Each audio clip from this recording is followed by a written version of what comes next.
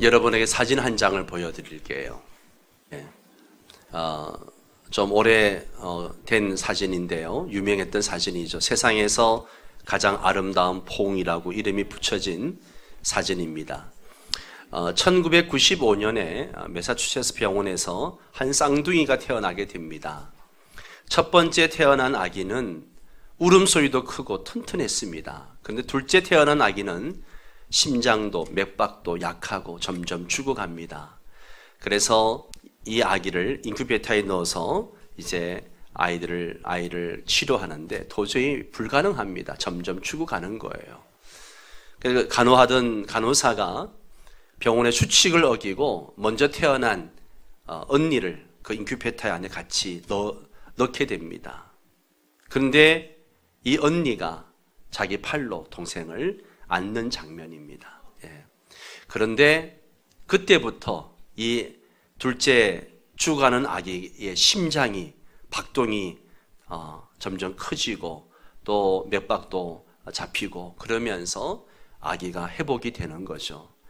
이것을 지켜본 의료진들이 와 기적이다 그러면서 환호를 질렀다고 합니다. 그래서 이 사진 이름을 세상에서 가장 아름다운 포옹이라 그렇게 이름을 붙였다고 합니다. 자료를 찾아보니까 이 아기가 자라서 어떤 사람이 되었는가? 예, 저렇게 예쁜 아가씨가 되었습니다. 예. 이 터치는, 이 스킨십은요, 사랑의 표현이죠. 예, 우리가 부부간에도 자주 손을 잡고 또 팔짱을 끼고 안아주고 자녀와도 자주 이렇게 팔짱을 끼고 만져주고 하는 게 참 필요합니다. 예. 그런 의미에서 옆 사람 두 손을 꼭 잡으면서 사랑합니다, 존경합니다. 예. 예. 예. 예. 사랑하고 존경합니다. 네. 예나 지금이나 이 나병이라고 하는 것은 불치병이고 또 한 사람의 인생을 참 비참하게 만드는 그런 병입니다. 옛날에는 뭐 나병 그러면 엄청난 저주를 받은 사람으로 간주되어져서 워낙 전염성도 강하기 때문에 나병이 걸리면 사랑하는 가족에게서 또 동네에서 추방되어져서 격리가 되어가지고 그 당시에는 수용소도 없다 보니까 뭐 토굴이나 산속이나 이런 데로 추방해서 그냥 한마디로 내쫓아버리고 죽은 인생처럼 대했던 것을 보게 됩니다. 그리고 이 나병은 또 성경에 보면 구약 레위기서를 보면 나병 걸린 사람은 입을 가리고 나는 부정하다 그러면서 다녀야 했습니다. 사람들이 오면 안 되니까 경계를 하기 위해서 나는 부정한 사람입니다. 나는 부정한 사람입니다. 이게 뭐예요? 나는 나병 환자입니다. 그렇게 말하면서 다녀야 했던 것이죠. 육체의 질병으로 망가진 이 외모보다도 고독과 고립감이 그들을 더 고통스럽게 했던 것입니다. 더구나 하나님을 믿는 사람이라 할지라도 이 병에 걸리면 성전에 나아가서 예배할 수도 없었습니다. 하나님으로부터 버림받았다고 생각하면서 비참한 생활을 해야 했던 것입니다. 병자가 아닌 죄인으로 살아야 했습니다. 이 모든 상황이 절망적이고 아주 쓰디쓴 고통이라는 것이죠.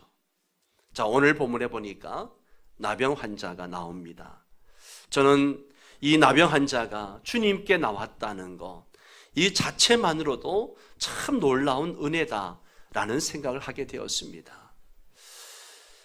그가 예수님을 어떻게 알고 나왔을까? 완전히 격리된 공동체에서 살고 있는데 격리되어 가지고 자기들끼리 살고 있는데 그들이 어떻게 예수님에 대한 소문을 듣고 이렇게 왔을까 하는 것이죠. 놀랍지 않습니까? 누군가가 그들에게 예수님의 말씀 그리고 예수님의 이적과 기사에 대해서 전해줬다는 것이죠. 예. 로마서 10장 14절 15절에 보면 이런 말씀이 있습니다. 그런즉 그들이 믿지 아니하는 일을 어찌 부르리요? 듣지도 못한 일을 어찌 믿으리요? 전파하는 자가 없이 어찌 들으리요? 보내심을 받지 아니하였으면 어찌 전파하리요? 기록된 바 아름답도다. 좋은 소식을 전하는 자들의 발이요 함과 같으니라.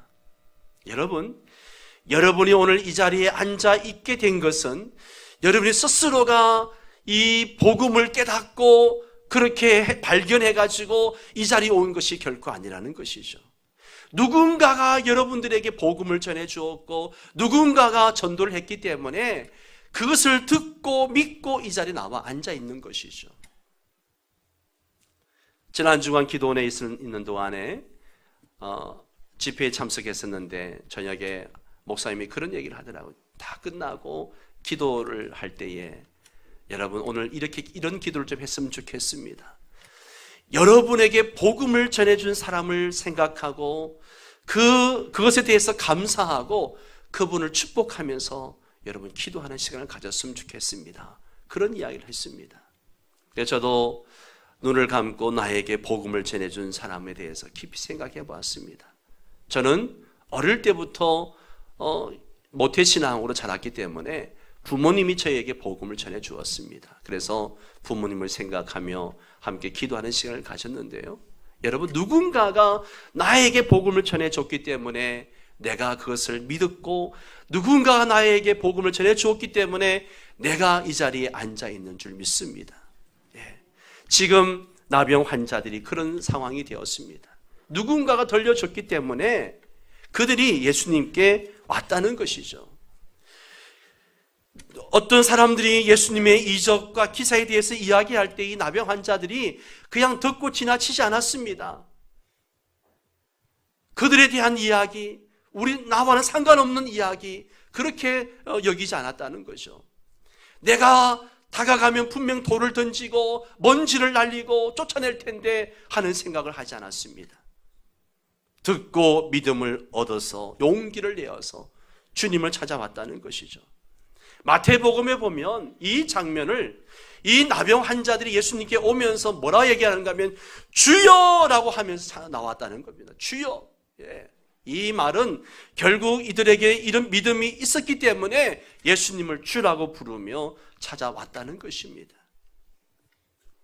실제 소록도에 가면 이 나병 환자들의 믿음이 얼마나 위대한 믿음을 가지고 있는지 그 믿음을 볼 때 참 부끄러울 때가 많습니다. 저도 소록도에 몇 번 가봤습니다만은 그분들의 이야기를 들어보면 참 부끄러울 때가 많아요. 상담학으로 유명한 정태기 목사님의 간증인데요. 바울이 다메섹 도상에서 예수님을 만나서 삶의 전환이 일어났던 것처럼 이 목사님도 자기 신앙의 전환기가 있었다는 거죠. 그곳이 바로 소록도였다는 겁니다. 이분이 젊은 시절에 신앙의 회의가 들어가지고 성경을 읽어도 도무지 깨달음이 없고 기도를 해도 응답에 대한 확신도 없고 자꾸만 회의적인 생각만 드는 거예요. 내가 주의 종의 길을 걷고 있는데 내가 계속 이 길을 가야 될 것인가? 그걸 방황하다가 이제 간 곳이 소록도라는 것입니다. 소록도에 가서 이제 수요일 낮 예배를 드리고 통성 기도 시간이 되었는데 막 기도를 하는데 누군가 뒤에서 주님 감사합니다. 내게 주신 은혜가 어찌 이리 큰지요. 이 은혜 내가 어떻게 다 갚을 수 있겠습니까? 막 간절하게 울면서 누군가가 기도를 하더라는 거죠. 기도하면서 저분은 얼마나 큰 은혜를 받았길래 저렇게 기도하고 있을까? 기도하다 말고 돌아보았다는 거죠. 돌아보는 순간 깜짝 놀란 겁니다. 이것이 사람인가 싶을 정도로 아주 흉측한 몰골로 한 나병 환자 할아버지가 그렇게 울면서 기도를 한다는 거죠. 해골처럼 머리카락은 하나도 남지 않고 얼굴은 이미 형태를 알아볼 수 없을 정도로 일그러져 있고 어디가 눈인지 어디가 코인지 알 수 없는 곳에서 계속 눈물과 콧물을 쏟아내면서 그렇게 기도하고 있고 문둥병으로 손가락이 다 떨어져 나간 주먹손을 가지고 눈물을 닦으면서 주님 어찌하면 이 은혜를 갚을 수 있겠습니까? 그러면서 감사 기도를 올리고 있었다는 거죠. 그 모습에 이 정태기 목사님이 충격을 받은 겁니다. 야, 저 사람은 저 모습 가지고 저렇게 감사 기도를 드리는데 나는 이 건강한 몸뚱이가 있고 내게 주신 은혜가 더 많음에도 불구하고 나는 그 은혜를 감사하지 못하고 살아가고 있구나. 그렇게 너무너무 부끄러움이 들었다는 거죠. 그 부끄러움이 드는 순간 속에서 그냥 울컥하면서 솟아오르고 막 피를 토할 것 같은 그런 감정이 오르면서 막 하나님 앞에 떼굴떼굴 구르면서 용서해달라고 막 기도를 하고 그랬다는 거죠. 한참 기도하고 눈을 떠보니까 이 할아버지가 걱정된다는 식으로 이렇게 쳐다보고 있더라는 거죠. 한참을 쳐다보고는 이 할아버지가 안전병이 그러므로 걷지를 못하니까 이제 교회를 나가는 거예요. 그러니까 이 정태기 목사님이 막 따라가가지고 할아버지는 뭐가 그렇게 고마우세요? 무슨 은혜를 그렇게 많이 받았길래 그렇게 감사하고 기도를 합니까? 그랬더니만 이 할아버지가 대답하더랍니다. 내가 문둥이가 되었을 때에 내 피부치도 나를 버리고 내 동네 사람들도 나를 버리고 세상도 다 나를 버렸지. 심지어 친구들도 다 떠나가 버렸지. 그런데 이런 나를 버리지 않고 이 소록도까지 따라와 준 분이 계시네. 그분이 내게 기쁨과 소망을 주었지. 그래서 내가 고마운 거야. 그래서 정태기 목사님이 할머니가 같이 오셨군요. 그렇게 물으니까 아니요. 예수님이 따라오셨습니다. 예수님이 여기까지 따라오셨어요. 이 순간 정태기 목사님은 또 한 번 충격을 받은 겁니다. 나병에 걸려서 엉망이 된 이분은 예수님을 원망하고 가족을 원망하고 불평하고 하는 것이 아니라 오히려 기쁨과 소망을 주신 분으로 고백했기 때문에 너무나 충격이었던 거죠.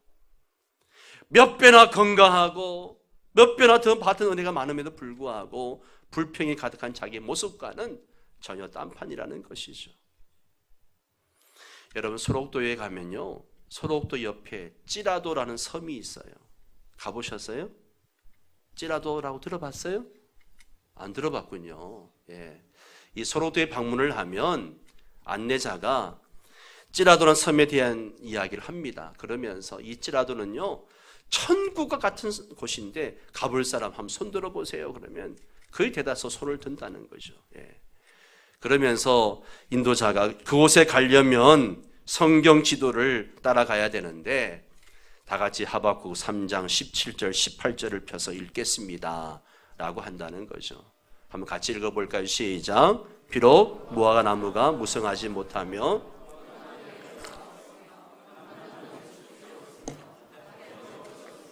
우리의 양이 없으며 외양간에 소가 없을지라도 나는 여호와로 말미암아 즐거워하며 나의 구원의 하나님으로 말미암아 기뻐하리로다. 아멘.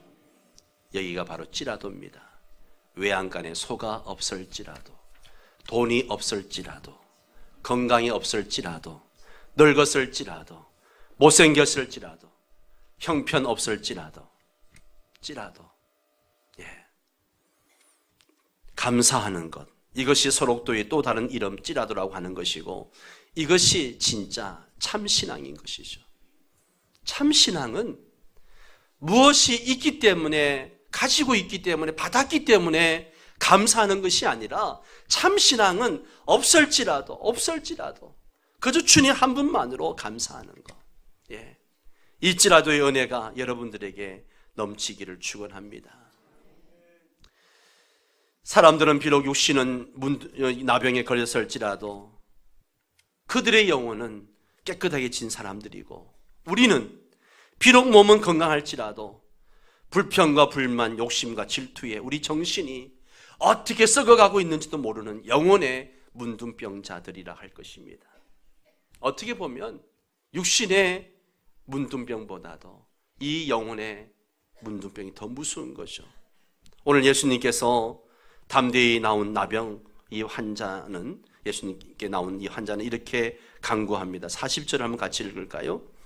한 나병 환자가 예수께 와서 꿇어 엎드려 간구하여 이르되 원하시면 저를 깨끗하게 하실 수 있나이다. 다시 한번 이 말씀을 잘 보세요. 나병 환자의 말을 한번 생각해 보세요. 뭐라고 합니까? 원하시면 저를 깨끗하게 하실 수 있나이다. 이 말씀을 묵상하다가 기도에 대한 놀라운 교훈을 발견하게 됩니다. 우리가 기도할 때 어떻게 기도해야 되는가를 이 나병 환자의 간구 속에서 발견하게 되죠. 지금 보세요. 이 나병 환자의 처지가 절박합니까? 절박하지 않습니까? 절박한 거예요. 지금 사느냐 죽느냐 절박한 상황이에요. 지금 예수님 앞에 나온 것도 돌에 맞아 죽을 수 있는 상황인데 그것을 무릅쓰고 지금 나온 겁니다. 그런 절실한 상황에서도 이 나병 환자는 정말 겸손한 자세를 잃지 않고 있다는 거죠. 주님이 원하시면 저를 깨끗하게 하실 수 있습니다. 그렇게 절실한 상황이면서도 주인의 앞에서 막 정신 나간 사람처럼 난리를 치면서 막 주님 도와달라고 살려달라고 고쳐달라고 그렇게 하지 않고요. 본문의 표현처럼 겸손히 꿇어 엎드려서 모든 주도권이 주님께 있음을 인정하면서 간구하는 모습을 보는 것이죠. 여기에서 특이한 것은 원하시면이라는 말입니다. 원하시면. 반대로 이 말은 어떤 뜻이에요? 주님이 원하시지 않으면 나를 안 고쳐줘도 됩니다. 이런 말이거든요. 한마디로 내가 깨끗게 되는 것은 내 손에 달려있는 문제가 아니라 전적으로 예수님에게 달려있는 문제임을 겸손히 인정하는 것이죠. 여러분, 이게 기도의 자세입니다. 기도 응답은 우리의 기도의 솜씨에 달려있는 것이 아니라 전적으로 누구에게 달려있습니까? 주님께 달려있습니다. 우리가 기도할 때 이것을 놓쳐서는 안 되는 거예요. 기도는 응답을 받아내기 위한 수단이 결코 아닙니다. 오히려 기도는 모든 것을 다 주님께 맡기고 오로지 주님의 처분대로 주님의 선하신 뜻대로 이루어지는 것을 내가 겸손히 전적으로 인정하겠다는 믿음의 표현이 바로 기도인 것이죠. 여러분, 기도를 요령이 있게 그리고 실력이 있게 아주 감동적으로 드렸기 때문에 응답되어지는 게 아니에요. 온갖 미사오구를 동원해 가지고 기도한다고 응답되어지는 게 아니에요. 바리새인과 세리의 기도를 보십시오. 바리새인은 얼마나 유창하게 얼마나 감동적으로 기도합니까? 주님, 내가 일주일에 2번씩 금식 기도하고 구제도 하고 막 자기의 의로움을 막 이야기하면서 나는 저 세리와 같지 않음을 감사합니다. 그러면서 막 얼마나 열정적으로 기도합니까? 주님은 누구의 기도를 들어주셔요? 얼굴도 돌지 못하고 주님, 나는 죄인입니다. 그저 죄인인 것만 고백하는 그 세리의 기도를 들어주셨다는 것이죠. 내 기도 모습 때문에 기도의 응답이 좌지우지된다고 생각하면 큰 오산입니다. 우리가 기도를 가지고 하나님을 좌지우지할 수 있다고 생각하면 그거는 오산이에요. 미신과 다를 바가 없습니다. 우상 앞에서 정성을 드리는 것과 다를 바가 없어요. 그것은 하나님을 목적이 아닌 수단으로 삼는 영적 범죄인 것입니다. 여러분, 예수님의 기도를 보십시오. 십자가 앞에 놓고 이제 죽음이 점점 다가오는 그 시각에 주님이 뭐라고 기도하십니까? 나의 원대로 마옵시고 아버지의 원대로 하옵소서. 그렇게 기도합니다. 주님의 기도는 하나님의 뜻이 이루어지기를 비는 기도였습니다. 그러므로 우리도 기도할 때 하나님의 뜻을 구하는 기도를 해야 합니다. 아멘입니까? 먼저 하나님의 나라와 하나님의 의를 구하는 기도를 드려야 됩니다. 어떤 사람들은 자기가 기도하면 하나님이 다 들어주신다라고 자신 있게 말하는 사람들이 있습니다. 그러면서 신문에 광고도 냅니다. 기도 응답을 원하시는 분들은 다 내게로 오십시오. 내가 기도하면 무조건 응답되어집니다. 어떤 문제든 가지고 나오십시오. 그렇게 광고를 하죠. 여러분, 이것은요 영적 교만이에요. 무슨 일이든지 자기한테 와서 기도받으면 다 응답된다 선전하는 사람이 있으면요 조심하셔야 됩니다. 예. 그런데 무조건 찾아가서 머리 들이밀고 하지 마세요. 예. 예수 무당들이에요. 예수 무당들. 예. 얼마나 많은 사람이 하나님의 이름을 가지고 도둑질하고 사기치는지 모릅니다. 여러분, 그러므로 기도는요 늘 겸손하게 해야 됩니다. 특히 부르짖는 기도, 금식 기도, 작전 기도를 하시는 분들이 조심해야 될 게 뭔가 하면 그 기도를 할 때 겸손함을 잃어버리기가 쉽다는 거예요. 왜요? 내가 이만큼 금식 기도하고 이만큼 작전 기도하고 이만큼 내가 노력을 했는데 주님 앞에 내세울 게 많기 때문에 그런 노력의 결과를 얻어야 된다고 생각하는 거죠. 소리 높여 기도하든 작은 소리로 기도하든 아니면 그저 주님 앞에 묵묵히 기도하든 기도할 때마다 오늘 이 나병 환자처럼 겸손함과 주님에 대한 전적인 신뢰를 잃지 않기를 바랍니다. 그런 자세로 주님 앞에 나와야 됩니다. 계속해서 그의 기도를 보십시오. 무엇을 기도하고 있습니까? 여러분, 보통 몸이 아프면 뭐라고 기도합니까? 예? 고쳐달라고요. 주여 고쳐 주시옵소서. 더 강조할 때는 주여 고쳐 주시옵소서 그러면서 기도하잖아요. 예. 그런데 지금 나병 환자는 지금 뭐라고 기도해요? 예? 깨끗하게 해달라고. 주님 나를 깨끗하게 해주세요. 예. 왜 이런 기도를 드리고 있을까요? 그는 자기가 저주받은 사람, 버림받은 죄인임을 알고 있었기 때문에 주님 나를 깨끗하게 해주세요. 내 이 병든 몸뿐만 아니고 내 영혼까지 깨끗하게 해주십시오. 이 나병 환자의 간구에 예수님은 어떻게 반응합니까? 41절 42절을 같이 읽습니다. 예수께서 불쌍히 여기사 손을 내밀어 그에게 대시며 이르시되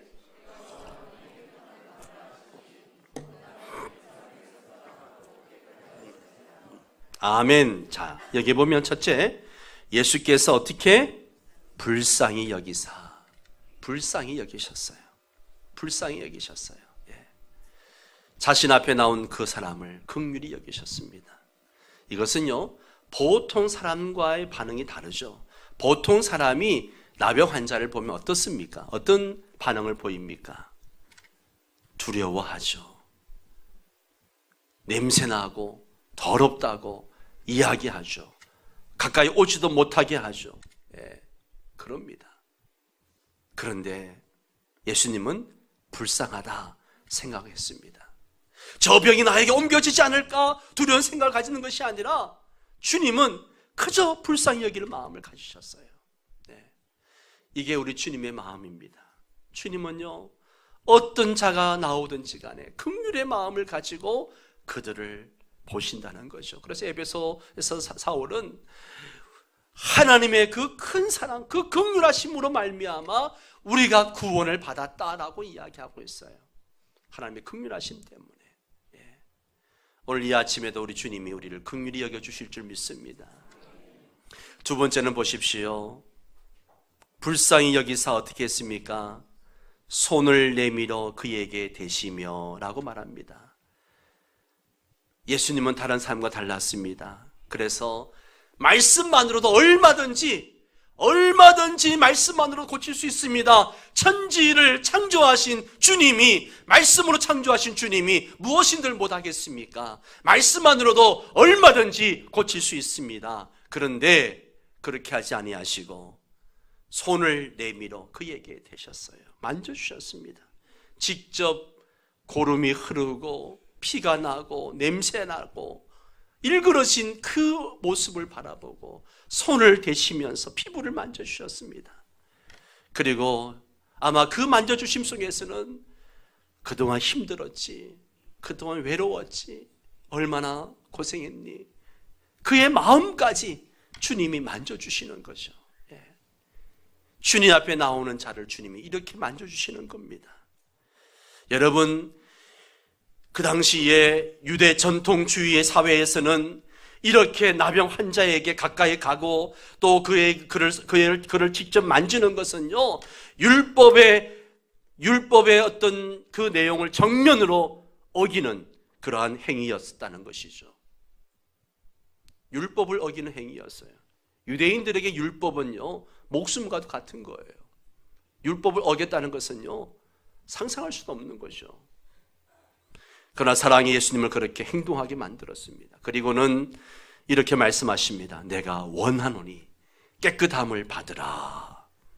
내가 원하노니 깨끗함을 받으라. 그러자 어떻게 됐습니까? 42절 같이 읽습니다. 곧 나병이 그 사람에게서 떠나가고 깨끗하여 진지라. 할렐루야. 할렐루야. 예, 그렇습니다. 그런데 여러분, 왜 예수님이 굳이 내가 원하노니 라는 말씀을 하시는 이유가 뭘까? 왜 이런 말씀 하실까? 이 나병 환자가 예수님께 나와서 원하시면이라고 겸손하게 이야기했기 때문에 거기에 대한 응답인 것이죠. 주님은 분명하게 내가 원한다 라고 말씀하시는 거예요. 여러분, 주님이 원하시면 얼마든지 치유되어질 수 있습니다. 나병 환자 이야기를 할 때마다 손양원 목사님 이야기를 하지 않을 수 없죠. 나병에 걸리면 감각 기능을 잃어버리게 됩니다. 그래서 발이나 손에 상처가 나도 아픈 줄 모르죠. 뜨거운 물에 손을 넣어도 뜨거운 줄 모릅니다. 손 목사님이 부산 감만동에서 목회하실 때에 한 나병 환자가 발에 크다는 상처가 났는데 보니까 상처가 아주 깊어서 그대로 두면 다리를 절단할 수밖에 없는 그런 형편이 되었습니다.